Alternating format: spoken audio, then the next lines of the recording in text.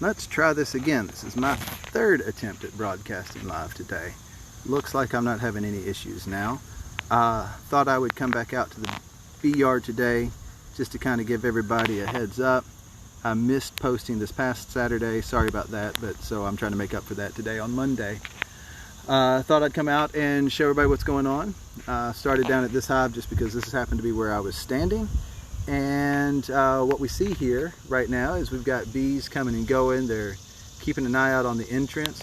Right here you can watch as they kind of communicate with each other. I don't see any dancing going on, but they are checking each other out. Maybe bringing in some nectar, letting everybody know, hey, go this way, whatever, this is what I found. I don't know. They're just hanging out on the porch. They may just be cleaning each other, but what I do see is a lot of pollen coming in. And I thought we would enjoy seeing that. Oh. Hey, Becky. Oh, apparently this gives me an opportunity to bring people on camera with me. I didn't know that. So apparently we can video chat with each other. That might be fun to try out one day. Anyway, so we're just taking a look. We did come out today with a chemical treatment for them. Oh, we have another one of those gaps forming right here that bees can come into and out of. I don't know if you can see though into that gap. You see an orangish gooey substance, if you can see in there. That is what we call propolis. They use that all through the, here you go, you got some overflow of it right here. That's propolis. They use that throughout the hive to kind of a glue. They seal things down to it, with it. They make it from tree sap and other ingredients, but anywhere that they have an unsecured thing, they can secure it with that propolis, and they make it in abundance. Some hives make it more, some colonies will make it more so than others, but all of them will make it to some degree. So the reason I came out today was because, you know, in the past we've had the 14 colonies. Last week we came out and we had to accept the loss of 2 colonies. We were able to use those resources to strengthen some of our colonies, and so it's always nice to come out and take a look and see how those colonies are doing once you've strengthened them.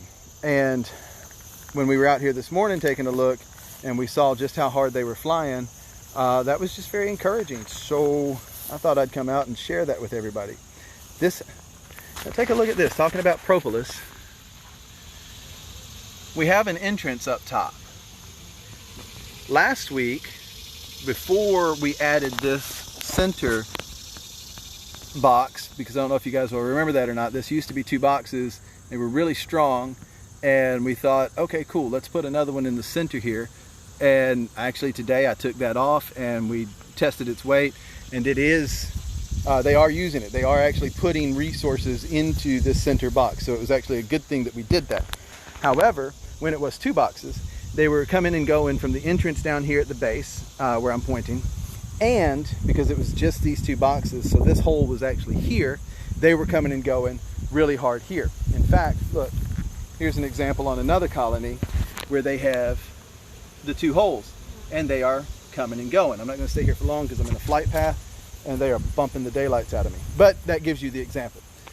That, what you just looked at, was going on here. But then we put the 3rd box in here. We moved the entrance up. Look in there. They have sealed it up completely. I didn't notice, I didn't look this morning. I certainly wasn't looking on purpose. We just put the propolis in, or not the propolis, I'm sorry, we just put the treatment in and moved on about our business. But now they've got that puppy sealed up. I'm also, now that I'm down here looking, I see a gap here. What's going on there is we've actually got food in this top super. So there's no comb up here. It's just an empty box with 2 jars set inside.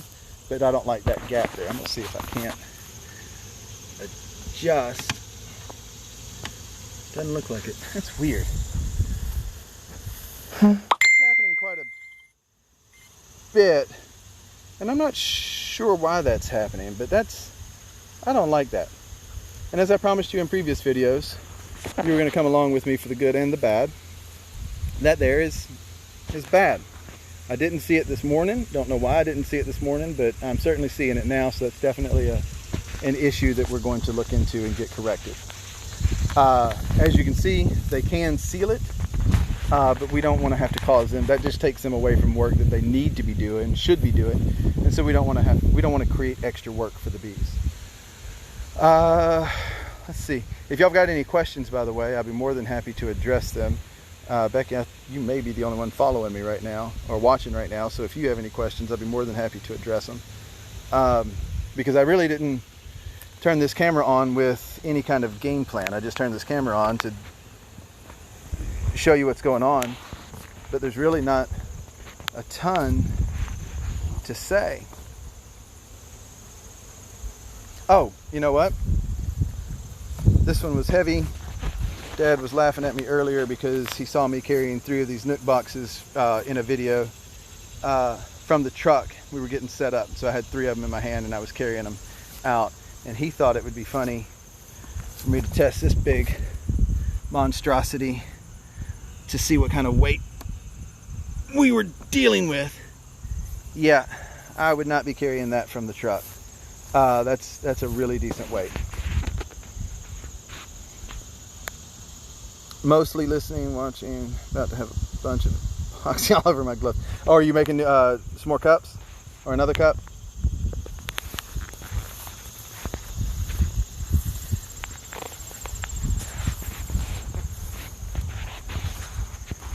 So this is what we got. We have spent the better part of the morning discussing plans moving forward. Kind of exciting. Talking about getting ready for honey this coming season, how we want to approach that, how we want to approach being able to expand. I mean, we've got the 12 now. We would certainly like to turn that into 24 or 30. We do know that coming out of the 6 ready for epoxy. That's actually pretty awesome.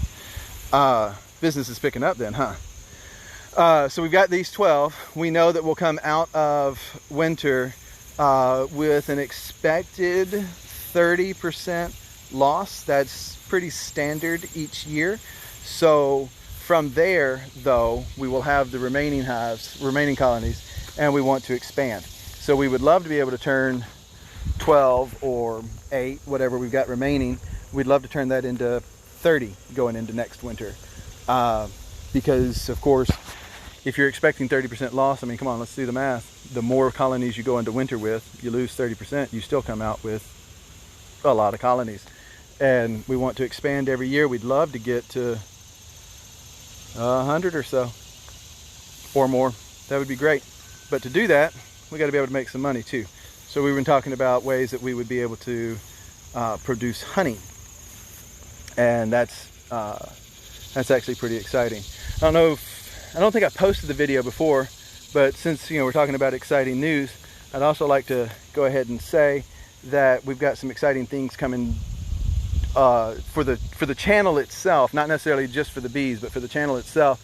I've actually gotten my dad to agree to sit down to an interview with me. We're going to be right out here at the bee yard with the bees in the background, and we're going to be talking about not only the bees, but we're going to be talking about what got my dad into the bees. I don't know if you guys know this or not, but he started right around the time, he started being a beekeeper, learning beekeeping right about the time I was born, give or take a year or two.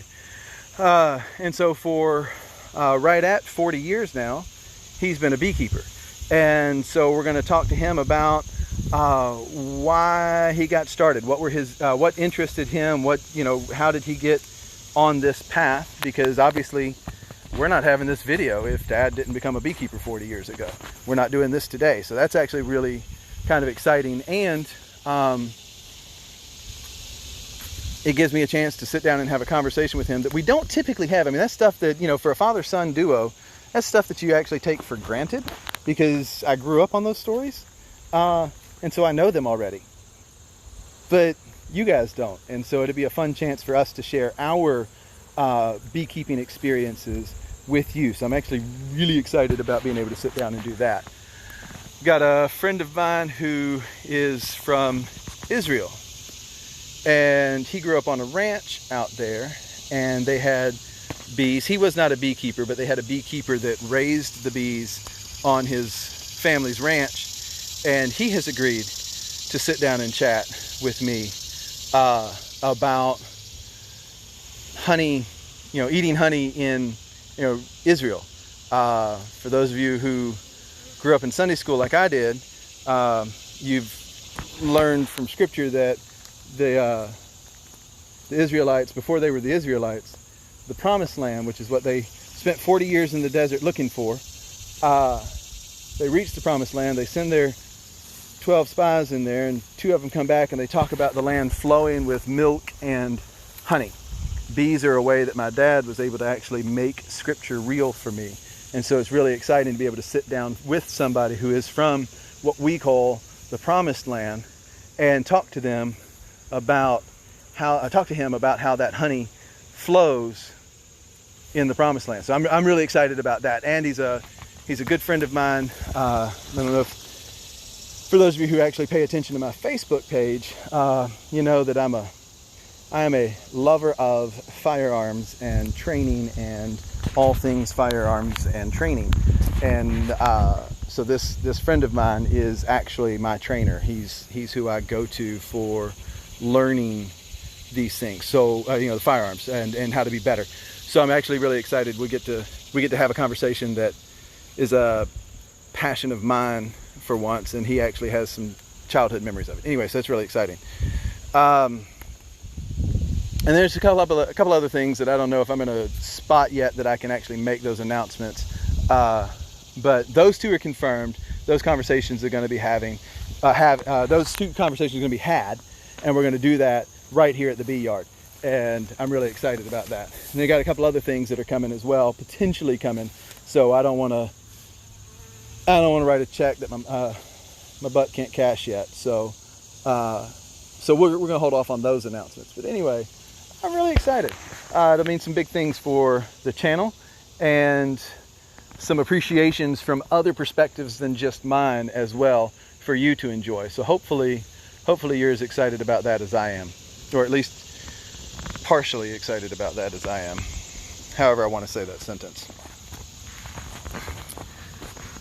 This hive, I don't know if you were seeing it or not, but as we walk around, this hive is the one that I'm seeing the least activity from. And if you are just glancing, that can make you a bit nervous. So I thought we would sit over here and focus on it for a little while, because as it turns out, this hive, though it isn't moving as much as the rest of them, is still moving very well. And as you watch, as you focus in on this entrance, you'll see a lot of resources coming in. You'll see the pollen on the back legs. Those girls are coming in with that. What the rest of them are coming in with, I don't actually know. Maybe water, maybe nectar. We do have a fall flow going on. We've seen the goldenrod in this area has bloomed. We've also seen daisies in bloom. There are other flowers out there as well that are fall season flowers that are blooming. And so that we do know that they are collecting resources. They are coming back to the hive.